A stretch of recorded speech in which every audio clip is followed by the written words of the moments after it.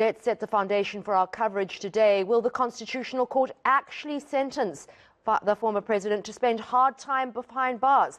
What are the apex court's powers in this potentially landmark case? Well, we've roped in legal expert Kathleen Powell to help us answer these questions this morning. Prof. Powell, thanks so much for joining us. I mean, there are two main issues here. Is Jacob Zuma in defiance of at least 2 summons? And if he is, what kind of sanction should he get? What is the appropriate sentence?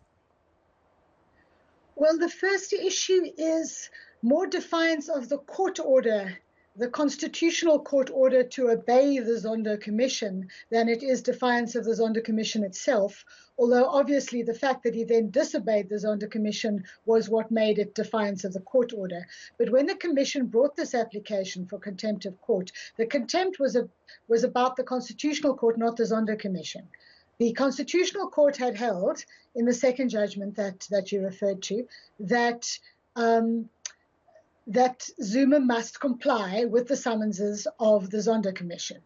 Zuma then made it clear that he wasn't going to comply with the summonses of the Zondo Commission, and he didn't.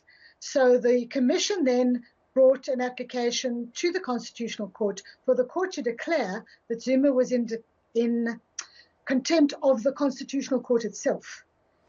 Now, that first issue, I can predict with 100% confidence is going to be answered yes, because it's too obviously yes. There's no way the Constitutional Court could get out of this even if it wanted to. So the ruling on that is going to be a conviction of contempt of court, and that's contempt of the Constitutional Court. But the second issue is the sentence. And this case is so far beyond any precedent or any normal activity that I think I can only say the jury's still out. The Commission has made a compelling case for imprisonment. But if I watch it, how carefully the Constitutional Court has handled this matter so far, almost going down on its knees to beg him to speak to them, and then having this long delay from the urgent court application to the judgment, I'm wondering whether the Constitutional Court is in fact trying to get out of a prison sentence.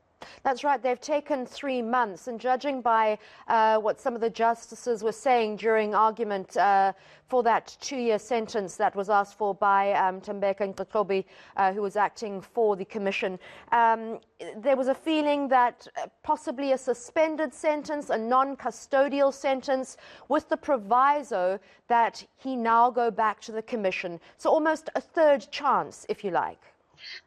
It's, you know, if you count all the extra chances that the Zondo Commission itself gave him, we've run out of numbers.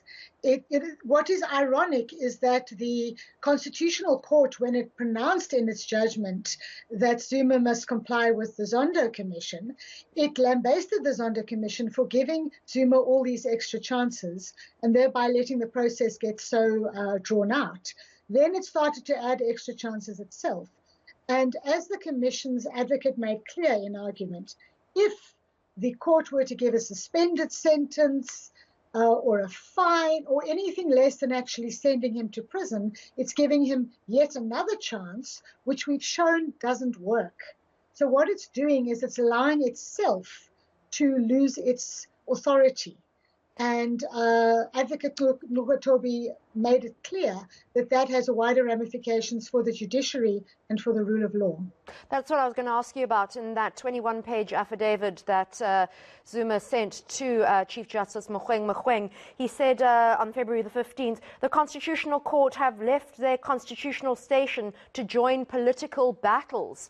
Does that constitute a constitutional crisis? It's the first time we've had this open defiance of the court.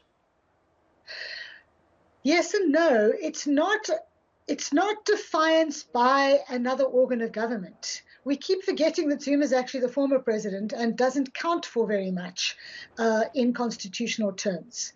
The constitutional threat that it does pose is mayhem in the streets, rioting, demonstrations, and so on. But Zuma, as the former president, can't affect the running of government. I suppose the other constitutional crisis it could pose is if the police refuse to go and arrest him. But I can't see that happening.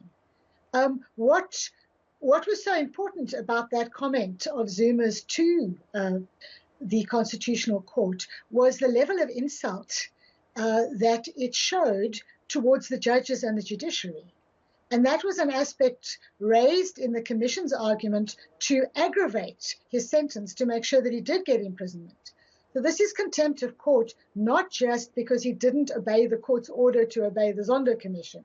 It's contempt because he has openly insulted the judges and the judiciary as a whole.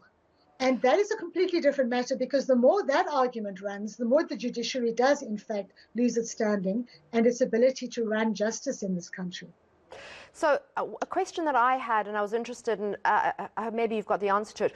Why do you think the Commission went straight to the Constitutional Court and asked for direct access on an urgent basis rather than, one of the lower courts?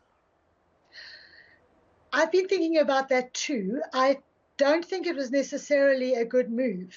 And it was another step by which the Commission, in effect, didn't do its own job and exercise its own coercive powers. Because it could have had Zuma picked up physically and brought to court. It could have brought to the Commission. It could also have imprisoned him for short periods if he was in front of the Commission and refused to testify.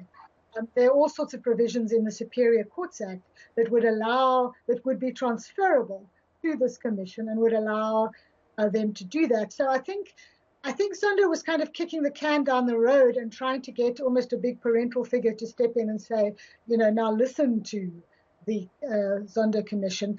And in a way that raised the stakes to a point that has now created the danger that the Constitutional Court is going to have to either try give an obviously inadequate sentence, which I think it would be if it's not a prison sentence, or that it would give a prison sentence and there might be problems in actually implementing that sentence.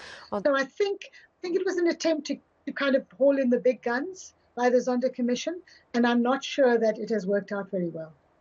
Well, that was UCT's Associate Professor Kathleen Powell. Thank you so much, as always, for your time. Well,